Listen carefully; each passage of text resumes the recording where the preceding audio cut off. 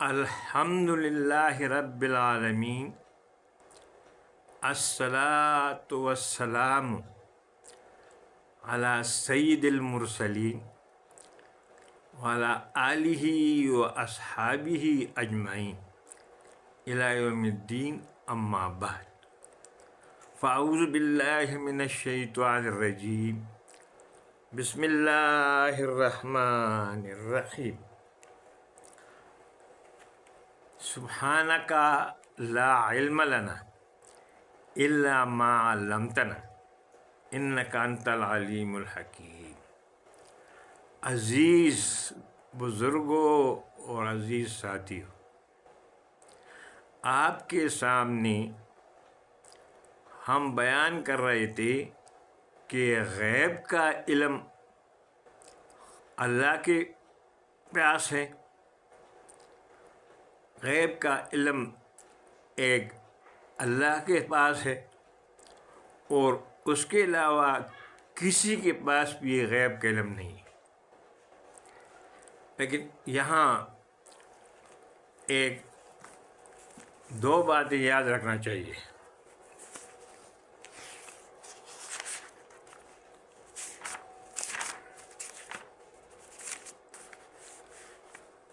غیب کی دو اقسام ہیں، ایک ہے غیب حقیقی اور ایک ہے غیب اضافی۔ غیب حقیقی وہ ہے کہ جس کی علم کے لیے کوئی سبب نہیں ہے،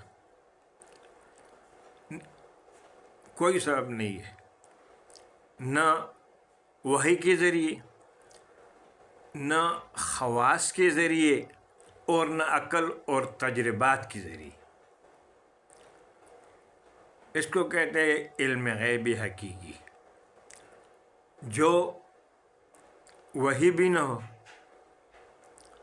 جو خواص، جس کو خواص خمسہ کہتے ہیں یا محسوسات، اس سے بھی پتہ نہیں چلتا، اور ساتھ ساتھ عقل اور تجربات سے بھی اس کا پتہ نہیں چلتا۔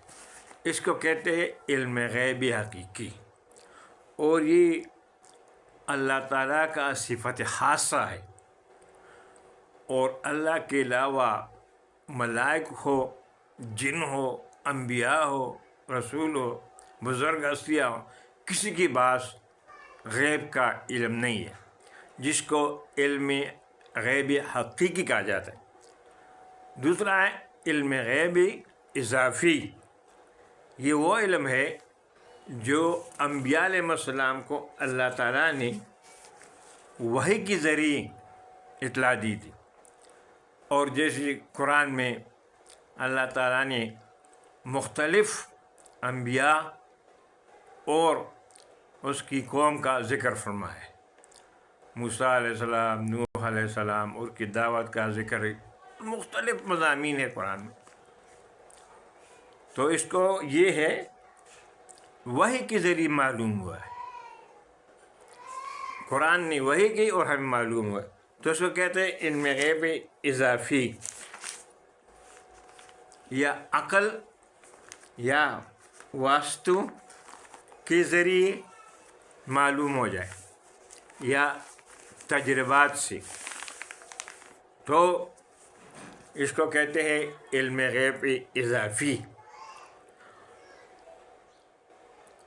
اور یہ بھی ہو سکتا ہے کہ پہلے اس کی اسباب خواہ غائب ہوں اور چھپے ہوئے ہوں۔ تو یہ علم مخلوق کے ساتھ مختلف مراتب کے ساتھ ہے، لیکن شرعی اصطلاح میں اس کو علم غیب نہیں کہا جا سکتا۔ شرعی اصطلاح میں اس کو علم غیب نہیں کہا جاتا۔ مطلب ایک چیز تجربے سے ثابت ہے کہ زمین گول ہے، اور بہت سارے تجربے ہیں، جیسے ہم کہتے ہیں کہ زمین گول ہے، اور اسی طرح زمین چکر کاٹتی ہے، اور سورج اپنے مدار میں چلتا رہتا ہے، یا جو سائنس سے مختلف ہو، تو یہ اس کو علم غیب نہیں کہا جاتا۔ اللہ تعالیٰ نے اپنی رسول اور انبیاء کو سب سے زیادہ علم دیا تھا، اور جب نبی زندہ ہو تو نبی سے زیادہ علم والا کوئی نہیں ہوتا، اور ہماری امت کی جو ہمارا نبی صلی اللہ علیہ وسلم ہے، اس جتنا علم امتیوں میں کسی کے پاس بھی نہیں ہے۔ اور لیکن اسی طرح ملائک کو بھی اللہ تعالیٰ نے علم دیا تھا، اور اللہ تعالیٰ نے رسولوں کو بھی مختص کیا، اور یہ تمام کام اور رسالت رسول یہ سب کیا ہے؟ یہ علم غیب اضافی ہے جو اللہ نے اس کو دی ہے، اور اس کو علم غیب نہیں کہا جا سکتا، نہ عطائی اور نہ ذاتی۔ یہ کہتے ہیں کہ نبی صلی اللہ علیہ وسلم کے بعد عطائی بھی غیب کا علم، عطائی علم بھی اس کے پاس نہیں تھا، غیب کا علم۔ اور جو چیز ظاہر ہو جائے تو اس کو آپ غیب کیسے کہتے ہیں؟ تو یہ ہے کیا؟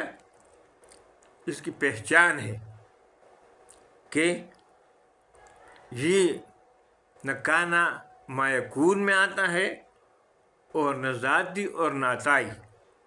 علم غیب کسی کی بات نہیں۔ ہاں، علم غیب اضافی جو میں نے عرض کیا ہے، جسے قرآن میں مختلف واقعات اللہ نے بیان فرمائے، ابھی مخلوق کے پاس نہیں ہے علم غیب، نہ ملائک کے پاس، نہ انبیاء کے پاس، نہ جن کے پاس، نہ اللہ کے علاوہ اور جو اس کے بندے اس کے پاس، اور ساری مخلوق کے پاس۔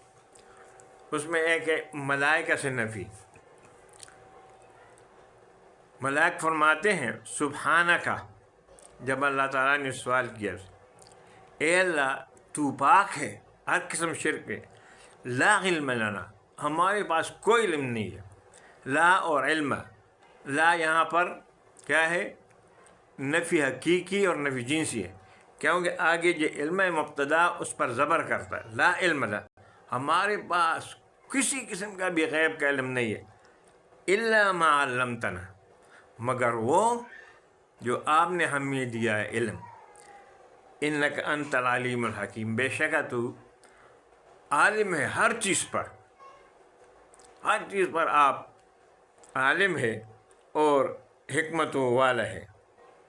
تو اس آیت سے یہ معلوم ہوا کہ ملائک کے پاس بھی غیب کا علم نہیں ہے۔ اسی طرح اور انبیاء کے ساتھ، اور قرآن میں اللہ تعالیٰ نے نبی صلی اللہ علیہ وسلم سے فرمایا،